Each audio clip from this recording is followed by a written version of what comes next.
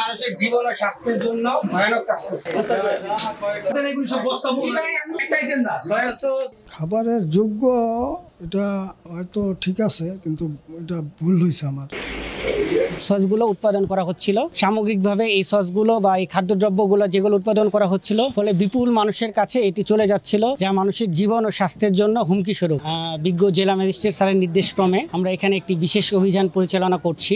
RAB 11-র সহযোগিতায় আমরা আজকে এখানে একটি নকল খাদ্যদ্রব্য উৎপাদনকারী কারখানা এখানে আমরা ধরতে পেরেছি। তো এখানে এসে আমরা দেখতে পাই যে বিভিন্ন ধরনের সস, সয়া সস আছে, বারবিকিউ সস, ওয়েস্টার সস, এছাড়া আরো অনেক ধরনের সস যেগুলোতে মানুষের জীবন বিপন্নকারী কেমিক্যাল এবং রং মিশানো হচ্ছিল, এবং এই কারখানার কোনো নিবন্ধনও নেই এবং অবৈধ প্রক্রিয়ায় এই সসগুলো উৎপাদন করা হচ্ছিল। সামগ্রিকভাবে এই সসগুলো বা এই খাদ্যদ্রব্যগুলো যেগুলো উৎপাদন করা হচ্ছিল সেগুলো আমাদের নারায়ণগঞ্জে দুটি বড় বাজার, কালীবাজার এবং ডিগু বাজারে সরবরাহ করা হচ্ছিল, ফলে বিপুল মানুষের কাছে এটি চলে যাচ্ছিল, যা মানুষের জীবন ও স্বাস্থ্যের জন্য হুমকি স্বরূপ। সামগ্রিক দিক বিবেচনায় আমরা ওনাকে নিরাপদ খাদ্য আইন 2013-র 39 ধারায় 1 লক্ষ টাকা অর্থদণ্ড এবং 1 মাসের বিনাশ্রম কারাদণ্ড দিয়েছি, এবং উনি যেহেতু দোষ স্বীকার করেছেন এবং ভবিষ্যতে এই কাজ করবেন না মর্মে আমাদের কাছে অঙ্গীকার করেছেন। আমরা আজকে যে আলামতগুলো এবং যে অবৈধ এবং যে পণ্যগুলো পেয়েছি সেগুলো আমরা এখানে জব্দ করেছি এবং এখানে আমরা নষ্ট করব। আমাদের র্যাব 11 CPC 1 থেকে আমরা গোপন সূত্রে খবর পাই যে এলাকায়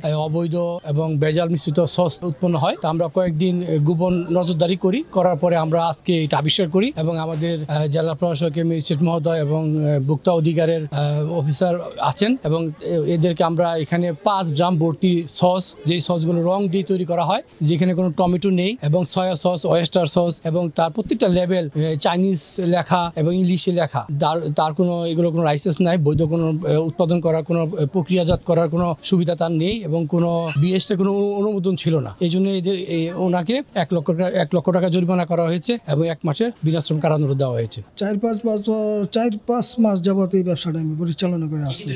এখানে সস, তারপরে সয়া সস, তারপরে সিরকা, তারপরে হলো আপনার ওই ওয়েস্টার সস, এগুলা তৈরি করা। আপনার লবণ, ছাইটিক মানে টক লবণ আর কি, টক লবণ আর খাবার লবণ, মরিচের ফাঁকি, আর হলো আপনার ফুড কালার।